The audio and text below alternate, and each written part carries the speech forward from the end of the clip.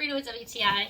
So if you guys haven't got Amazon's Drawstring bags yet, they are a really good deal. So I used to buy them at like a big box store in bulk, but you get 4 rolls. I already have one put away for a really good price.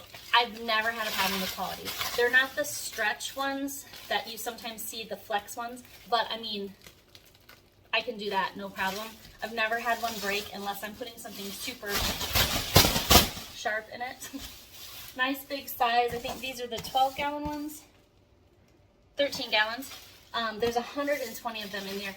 And the best part about it is that you can do the auto ship. So I actually didn't realize I had run out the other day, and I used my last bag, and then the awesome Amazon delivery guy came and brought me 4 more. So put it on auto delivery for about, I think about every 3 months we go through 120 of them. Seems like a lot, but they're a really good deal. Pick them up. That's my point of view.